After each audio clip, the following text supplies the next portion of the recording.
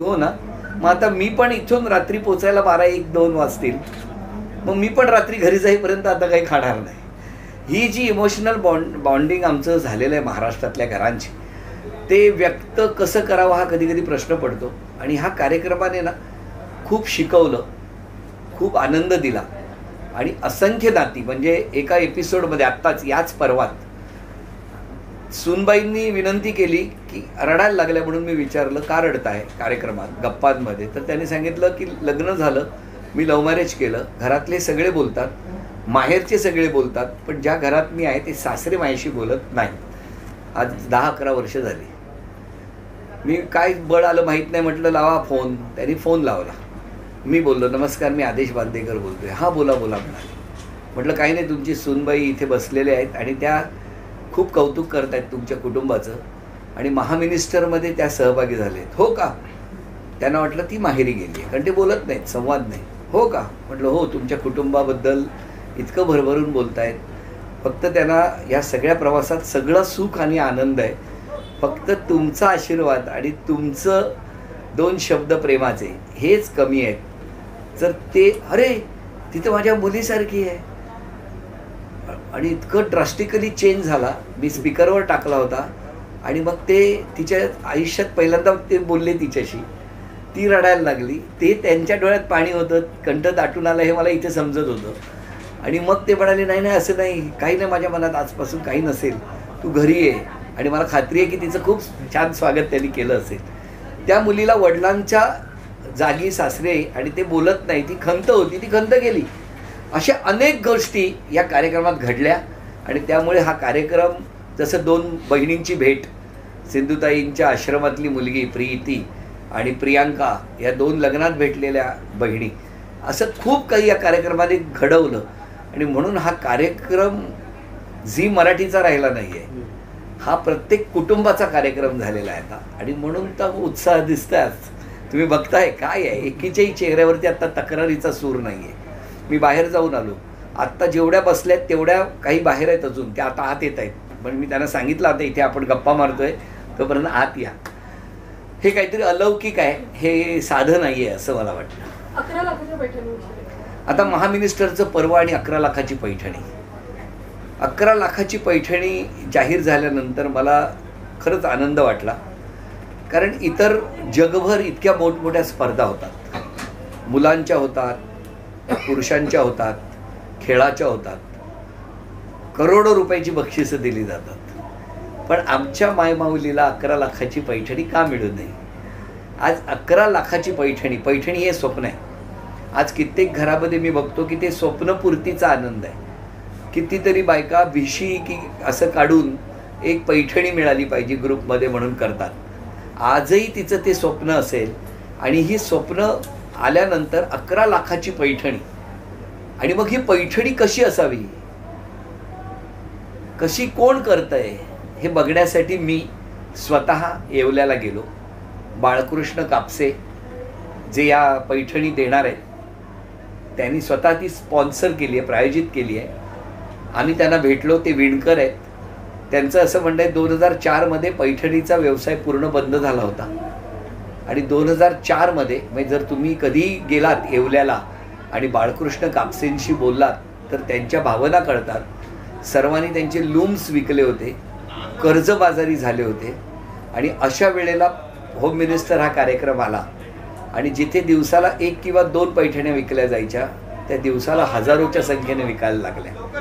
आणि आत्ता त्या सगळ्यांना एवढं काम मिळालं आहे, त्यांची कर्जमुक्ती 100% झाली आणि लोक ऐश्वर्यामध्ये आहेत. हे तर त्यांच्याकडनं भावना आम्ही ऐकल्याच की एक कार्यक्रम इकॉनॉमिकली केवढं मोठं ट्रान्सफॉर्मेशन करू शकतो. पण त्याच्याही पलीकडे डोळे आणि सुन्न करणारा क्षण आमच्यासाठी होता की तिथे मूक, बधीर आणि दिव्यांग म्हणजे जे बोलू शकत नाहीत, जे ऐकू शकत नाहीत आणि दिव्यांग आहेत, म्हणजे अक्षरशः असे घसरत घसरत येतात, अशा मुलामुलींची त्यांनी लग्न लावली आहेत आणि त्यांच्या कुटुंबाचं संगोपन ते करतायत. त्यांच्यासाठी उत्तम घरं बांधली आहेत, त्या घरांमध्ये ते राहतात आणि ज्यांना ऐकू येत नाही ज्यांना बोलता येत नाही अशा मुलांच्या हातून ही 11 लाखाची पैठणी घडते. त्यामुळे 11 लाखाच्या पैठणीतून जी मजुरी मिळणार आहे ना ती अशा कुटुंबांच्या घरात जाणार आहे. ही सगळ्यात आनंददायी गोष्ट मला तेव्हा वाटली जेव्हा मी तिथे जाऊन ती पैठणी बघितली. एकमेकाशी खुणेनेच बोलतात ते. आत्तासुद्धा इथे एक तशीच पार्टिसिपंट आलेले आहेत की बोलू शकत नाहीत, ऐकू शकत नाहीत. आता तुमच्याशी बोलून झाल्यावर मी त्यांच्याशी पहिलं बोलणार आहे. आणि त्यांना आम्ही कुठलीही सिंपती न देता झी मराठीने सांगितलेलं आहे की त्यांचा थेट सहभाग करायचा. कारण त्याही तिथे येऊन 90 जणींमध्ये खेळतील आणि त्यांना कुठल्याही पद्धतीने सगळ्यांप्रमाणे खेळतील आणि सगळ्यांप्रमाणे जिंकतील किंवा हरतील, जे काय असेल ते. त्यांचा कॉन्फिडन्स आहे म्हणून ते आलेले आहेत, आत्ता इथे बसले आहेत. तर मला असं वाटतं की हे असं काहीतरी वेगळं रसायन आहे या कार्यक्रमाचं, जे मी भाग्यवान की मला हा कार्यक्रम 2004 पासून, म्हणून मी हा कार्यक्रमपेक्षा ना कुटुंबांनी मला त्यांचं आपलंसं केलं आहे म्हणून मला ते कार्यक्रम वाटत नाही. त्यामुळे मी रोज अशा कुटुंबांना भेटतो असं वाटतं. खूप होते, हळवे क्षण खूप असतात, डोळ्यात पाणी टचकन येतं तेव्हाच. परवासुद्धा माझ्या डोळ्यात पाणी आलं ते त्यासाठीच की एखाद्या सुनेला आपल्या घरातले सासरे रोज वावरतायत, एका कुटुंबात पण बोलत नाहीत. ते बोलणं आहे ना 2 मिनिटं तिला प्रेमाने हाक मारणं, हे जे प्रेमाने हाक मारणं आहे ना तेच कुठेतरी मिसिंग त्या कुटुंबात होतं. ते जोडण्याचं काम केलं. एकदा मला असंच झालं होतं, एक बहीण लग्न केली, बहीण आणि भाऊ दोघेच, आईवडील नाहीत. त्यांचं लग्न झाल्यानंतर तिने लव्ह मॅरेज केलं भावाच्या मित्राबरोबर लग्न केलं म्हणून त्यांनी राग धरला. आणि नुसता राग धरला नाही तर त्याच्यानंतर त्याने बहिणीचं तोंडच बघणं सोडून दिलं. आता हे जेव्हा आम्हाला कळलं, कारण तिच्या घरी मी एपिसोड करायला गेलो, ती म्हणाली की मला भाऊ भेटला पाहिजे हो, बाकी काही नाही, मला भाऊबीज आणि रक्षाबंधन हे 2 दिवस. मी डेअरिंग केलं, मी त्यांना फोन केला. ते नाला सोपारा वगैरे परिसरात राहत होते. आदेश बांदेकर म्हटल्यानंतर सुदैवाने या कार्यक्रमामुळे ना एक वेगळी विश्वासार्हता आली. ते तातडीने मला भेटायला आले. ते म्हणाले मी येतो उद्या दुपारी. मी त्यांच्याशी फोनवर म्हटलं, ते म्हणाले हो मलाही बोलायचं आहे आणि ते जर असेल तर मग मला काही प्रॉब्लेम नाही. थोडासा मला त्यात धुकधुक दिसली. मी त्यांना बोलवलं, पार्ल्यातल्या एका प्रसिद्ध हॉटेलजवळ बोलवलं आणि त्याच वेळेला ह्या दोघांना आणि त्याच्या भाच्याला त्यालाही बोलवलं. मी त्या हॉटेलमध्ये त्यांना बसवून ठेवलं. मी गेटवरती आले रिक्षातून, मला भेटले, मी तिथेच उभा होतो. मी त्यांच्याशी बोललो. मग त्यांनी मला सांगितलं असं केलं, अमुक केलं, मला सांगा इतका माझा मित्र होता वगैरे सगळं ऐकलं.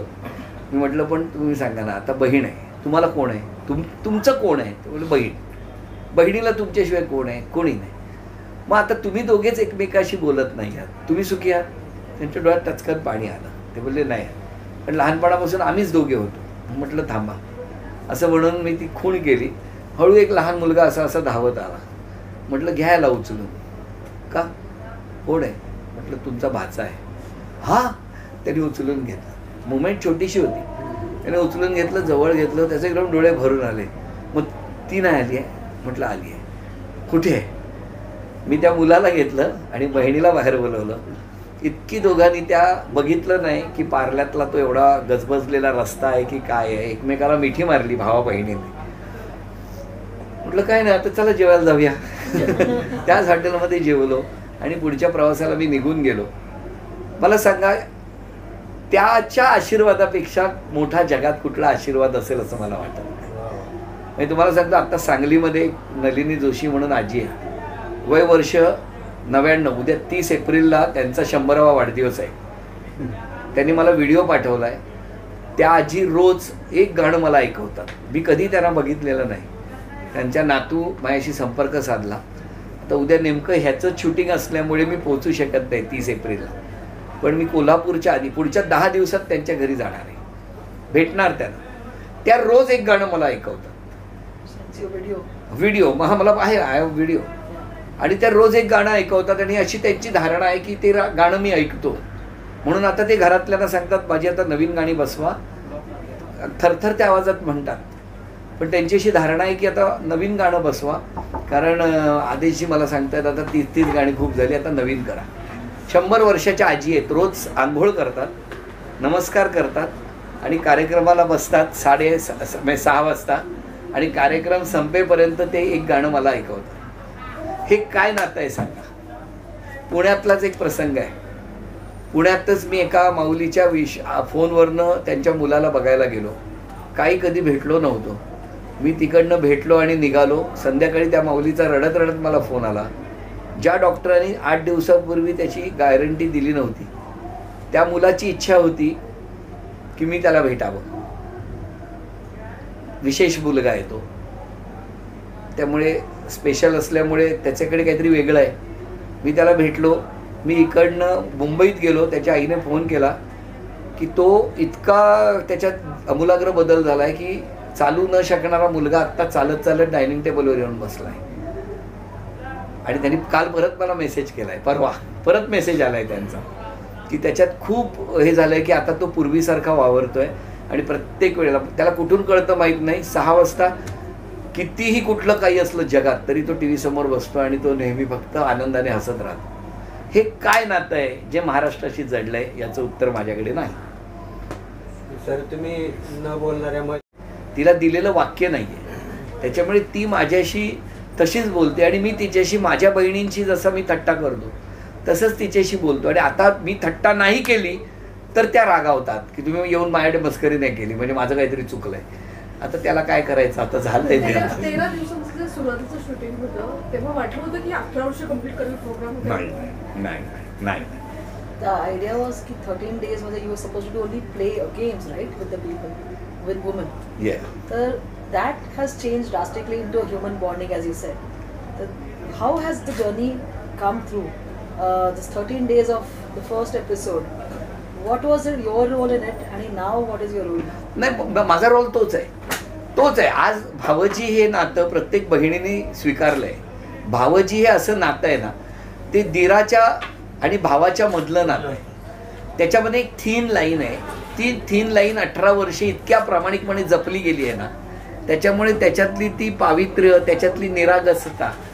आज या महिला काय म्हणतायत की माझ्या मिस्टरांनी सांगितलं की आदेश बांदेकर आहे ना, आता एक मुलगी आली होती, तिने म्हटलं की मला ॲक्टिंग करायची आहे पण मला घरून सपोर्ट नाही आहे. मी म्हटलं पण उद्या झी मराठीने एखाद्या मालिकेसाठी तुम्हाला बोलवलं तर? ती म्हणाली मग तुम्ही फोन केलात तर मला घरून पाठवतील. हा जो विश्वास आहे ना, हा विश्वास, ट्रस्ट, हा सगळ्यात मोठा फॅक्टर आहे याच्यामध्ये. आणि झी मराठीच्या तुम्ही सांगा 18 वर्षात एकाही कुटुंबाने परत येऊ नका असं म्हटलं नाही. म्हणजे हे माझं क्रेडिट नाही आहे, माझ्याबरोबर माझ्या अख्ख्या टीम्स आहे. मी दिसतो पण दिसल्यानंतर आम्ही घरात कोणाच्या चहाही घेऊ शकत नाही, कारण त्या दिवशी ती सेलिब्रिटी असते. त्यामुळे तिने काही करायचं नाही, तिने फ्री राहायचं. ती सेलिब्रिटी आहे पण ती त्या दिवशी स्टार आहे. असंच केल्यामुळे ना तिची ॲक्शन आणि माझी रिॲक्शन याच्यावरती महाराष्ट्र हसला, महाराष्ट्र खुश झाला आणि प्रत्येकीमध्ये ना आपलं नातं शोधायला लागलं. सर, प्रोमोमध्ये दाखवताना सुचित्रा बॅग म्हणतात, बॅग माझी, कारण तिला पैठणी न मिळाल्यामुळे आता माझी बॅग मला भरायला लागते. आज मराठी चित्रपटसृष्टीत स्टार म्हणून थोडा अवघड आहे, तर तुमच्या यशाच्या मागे तुम्ही कुणाला श्रेय देता? मी 100% सांगतो ना, मी 100% स्त्री शक्तीला देतो. म्हणजे मला असं वाटतं ना की महिलांचा सन्मान केल्यानंतर तुम्हाला सर्वोच्च सन्मान प्राप्त होतात. महिलांकडे आदराच्या दृष्टीने बघितल्यानंतर लोकांची तुमच्याकडे बघण्याची दृष्टी आदराची होते. काय ड्रास्टिक चेंज आहे तुम्हाला सांगतो. म्हणजे आज महिलांबरोबर, आज मी त्या गर्दीत गेल्यावर तुम्ही बघा, 1 मिनिट जातो, मजा बघा तुम्ही, त्या सगळं विसरतात. त्या डायरेक्ट त्यांना असं वाटत नाही की हा कोण वेगळा आहे, हा माझा भाऊ आहे, हा माझा. आणि प्रत्येक नात्यामध्ये मला बघितलं जातं. लहान मुलं काका म्हणून बघतात, भाऊ म्हणून बघतात, सर्व नात्यांमध्ये. आणि तितक्याच प्रेमाने सुचित्राला वहिनी म्हणून स्वीकारतात. हे जे काही बाउंडिंग झालंय ना ते अनबिलिव्हेबल आहे. सर, 12 वर्षांत 18 इतक्या सगळ्या बायकांना फेस करायचं, त्यांना हँडल करायचं, ते कसं शक्य होतं? नाही, तेच मी बघितलं ना की त्याच्या पाठीमागे खूप मोठी यंत्रणा कामाला लागते. एक दुसरी गोष्ट ना, त्यांना तुम्ही कितीही सूचना द्या, तुम्ही त्यांना बाहेर, आता ते जेवतही नाही आहेत, आपला नंबर जाईल, माझं 2 मिनटं मिस होईल म्हणून मी आता त्यांना आव्हान केलं, मी जरा आज जातोय गप्पा मारायला, तुम्ही 25-20 मिनटं जाऊन या फ्रेश होऊन. नाही म्हणतात, नॉट लिव्हिंग. कारण त्यांना माहिती आहे मी गेले तर हे मला परत दिसणार नाही. फक्त बघायचं, आत्ता एका आजीने मला तिकडे गेटवर पत्र दिलं आहे, 85 वर्षाच्या आजी आहेत. त्यांनी मला पत्र दिलं एन्व्हलपमध्ये की माझं वय वर्ष 85 आहे, माझे मिस्टर गेलेले आहेत, पण या आत्ताच्या सुना आहेत ना त्यांच्यापेक्षा जास्त ॲक्टिव्ह मी आहे. तुम्ही 50चा एज ग्रुप ठेवलाय, पण मला जे खेळायला सांगा, नाही हरवलं तर माझं नाव सांगणार. हे तिच्या भावना आहेत. पण तिला आनंद काय, त्या गाडीतनं गर्दीतनं मी उतरलो, मी त्यांच्याशी 1 सेकंद फक्त आजी हो आजी, गर्दी पाय सांभाळा, मागे व्हा एवढं सांगून मी परत ते घेऊन गाडीत बसलो. बस त्यांच्यासाठी तो दिवस झाला कारणी लागला. 1 मिनिट समोरच्याशी आनंदाने बोला, वागा, बस झालं. काही नको आहे जगात तुमची, काही नाही, कसली अपेक्षा नाही त्यांची. Increase the time from 25 minutes to 1 hour. 1 hour. So what happens in that 1 hour? 1 hour. कसं होतं आता तुम्हाला सांगतो, हा इथून 90 जणी येतात. आता उद्यापासून म्हणजे यांना 2 दिवसाचं माहेर पण देतो आपण. रडतात. मला परवा नवल वाटलं, औरंगाबादच्या बायका जेव्हा निघाल्या त्या रात्री रडायला लागल्या एकमेकीला मिठी मारून. कारण कोण 90 जणी माहिती नाही. उद्या सकाळी त्या बसमध्ये बसणार, आपली बॅग घेणार, त्यांचे दीर किंवा नवरा त्यांना सोडायला येतो. 2 दिवस त्या इथून मुंबईत जाईपर्यंत दंगा करतात, हरवलेलं बालपण बाहेर काढतात. त्या 2 दिवस तिथे आल्यानंतर त्यांचं हॉटेल, खाणं, राहणं सगळं झी करतं. अख्खा दिवस मी त्यांच्यासोबत असतो. मग तिथे राऊंड्स सुरू होतात, एक आणि त्याच्यातून जिंकत त्या पुढे जातात. सुरुवातीला स्वतः जिंकायचं असतं, पण त्या जशा हरू लागतात तसं माझ्या पुण्यातली कोण जिंकते, मग माझ्या पुण्यातल्या जिंकण्यासाठी त्या सपोर्टर बनतात. आणि येताना परत त्या सगळ्याजणी बसमध्ये बसून येतात ना, तेव्हा आता नको ना, आता जायचं ना. नाही, माहेरी जाऊन सासरी निघतानाची जी दुःख आहे ना, वेदना आहे किंवा जे काही असतं ना, ते आम्ही यांच्या डोळ्यात बघतो. आदेश बांदेकर हे कॅरेक्टर वेगवेगळी भूमिका करायचं, आता तशा भूमिकेत दिसत नाही, भाऊजीच्या भूमिकेत दिसतं. याचं कारण तुम्हाला सांगतो ना, मुळात ना खूप स्ट्रगल करून मी उभा राहिलो. आणि खूप स्ट्रगल करत असताना ना, मिळेल त्या कामाला देव मानलं, कधीच कोणाबद्दल वाईट बोललो नाही, आणि जे काम केलं ते प्रामाणिकपणे केलं.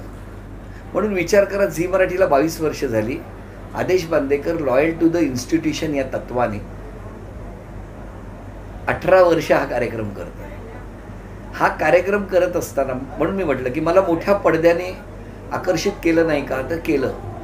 पण एका पॉईंट ऑफ ह्याच्यात माझ्या लक्षात आलं की नाही रे, प्रामाणिकपणाच्या जोरावरती खरेपणाने तू करतोयस ना, तू छोट्या पडद्यावरून इतक्या मोठ्या हृदयात जाऊन पोचतोयस ना.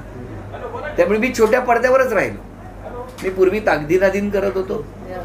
ताकदीनादीन बंद झालं मुंबईत दूरदर्शनचं, तेव्हा मी फुटपाथ क्रॉस केला. मग या बाजूला दूरदर्शन आहे आणि फुटपाथ क्रॉस करून झीची बिल्डिंग आहे.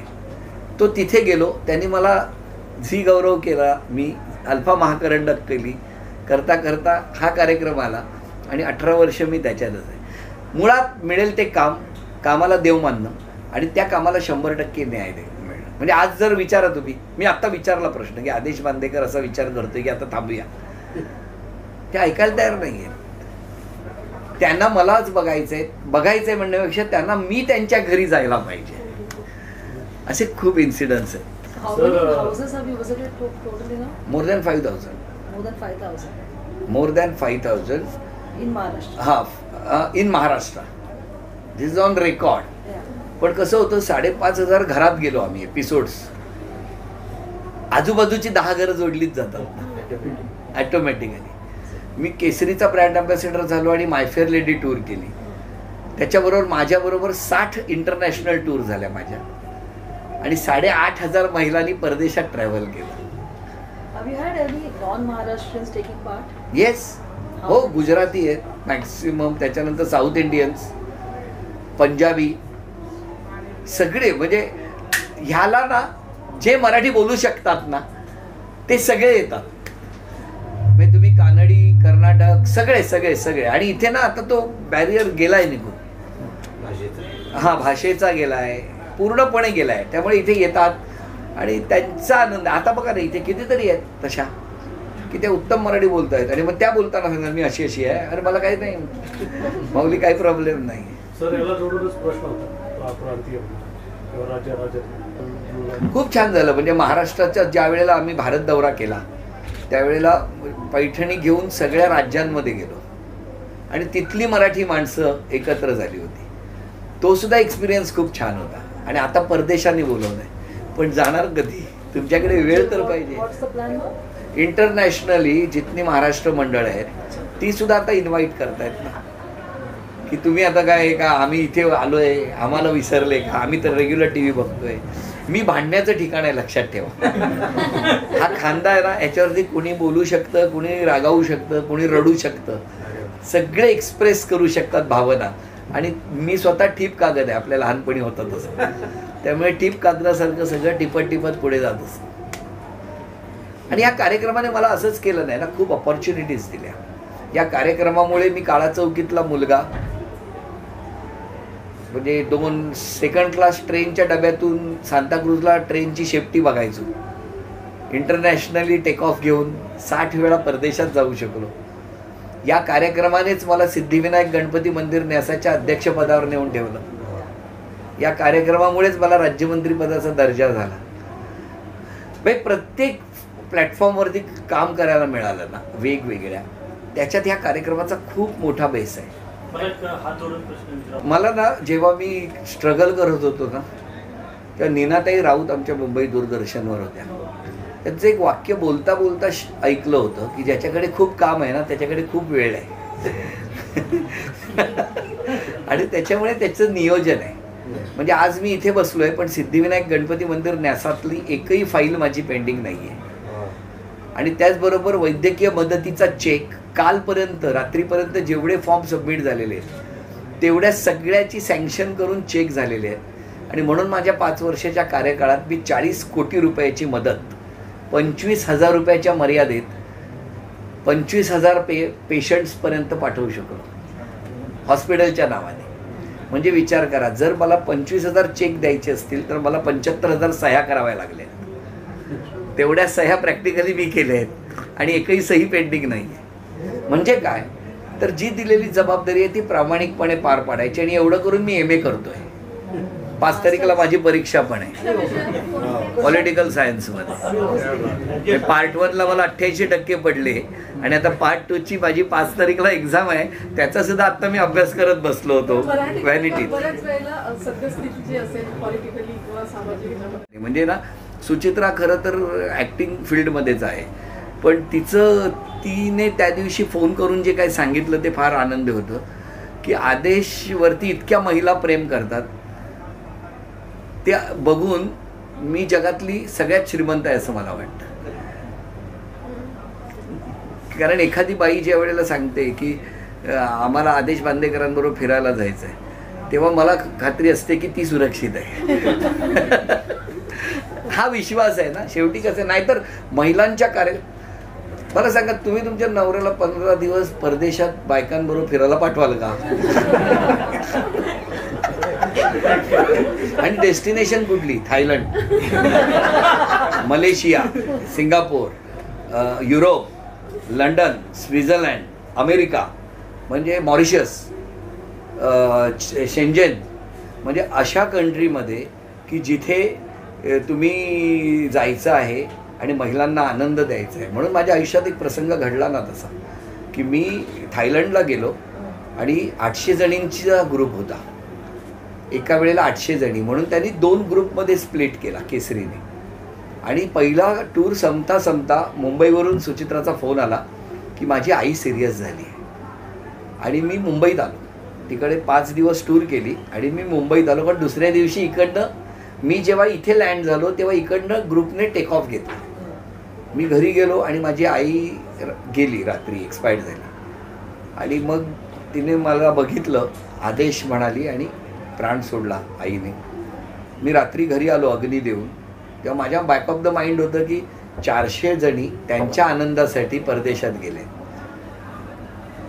त्या टेक ऑफ घेतला आहे, त्या निघाल्या आहेत. तेव्हा मी इथे बसलो आणि मग माझ्या वडिलांनी आणि सुचित्राने सांगितलं होतं की आई गेली म्हणून दुःख करू नकोस. अशा कितीतरी आई आहेत ज्या तुझ्याकडनं आनंदाची अपेक्षा करत आहेत. मी तुम्हाला सांगतो, संध्याकाळी 6 वाजले होते, दुपारी 12ला अग्नी दिला होता. रात्री 10 वाजता मी डोळ्याला पट्टी लावली आणि टेक ऑफ घेतला. म्हणजे show must go on. Show must go आणि तिकडच्या बायकांना 800 जणी 400 जणींना आनंद दिला. हे प्रत्येकाच्या आयुष्यात घडतं ना आणि त्यामुळे it's a part of life. या थँक्यू.